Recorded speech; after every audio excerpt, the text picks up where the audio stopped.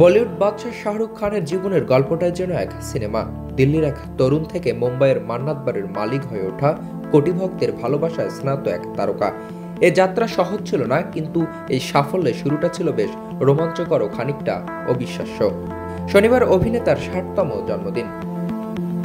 শাহরুখ খানের ঘনিষ্ঠ বন্ধু ও প্রযোজক বিবেক বাসওয়ানি সম্প্রতি এক সাক্ষাৎকারে সেই শুরুর দিনের এক ঘটনা শেয়ার করেছেন, যেদিন কিং খান প্রথমবারের মতো সাক্ষাৎ করেছিলেন অভিনেত্রী ও পরিচালক হেমা মালিনীর সঙ্গে। বিবেক বলেন, হঠাৎ একদিন বাড়িতে ফোন আসে। ফোনের ওপাশ থেকে হেমা মালিনী জানতে চান শাহরুখ তখনও তার বাড়িতে থাকেন কিনা। আমি বললাম হ্যাঁ, এখনো থাকে। তখন তিনি বলেন, ওকে এখনই জাগাও, বিকেল ৫টায় ওকে আমার বাড়িতে পাঠাও। হেমাজি এসে আমাদের সামনে দাঁড়িয়ে শাহরুখকে প্রথমে বলেন, কিন্তু তুমি তো খুব কুৎসিত। হাসতে হাসতে স্মৃতিচারণা করেন বিবেক। বিবেক তখন জিজ্ঞাসা করেন, তাহলে আপনি ওকে চান কেন? হেমা জবাব দেন, আমির খান ও সালমান খান দুজনেই না করে দিয়েছে। তখন হেমা মালিনী বলেন, আমি তোমাকে ৫০,০০০ রুপি দেব। আমি হেমা মালিনী, আর কোনো প্রশ্ন নেই।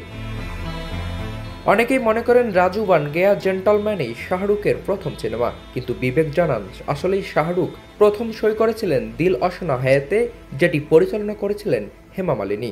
এরপর রাকেশ রোশন পরিচালিত রাজু বান গেয়া জেন্টলম্যানও এর শুটিং শুরু হয়।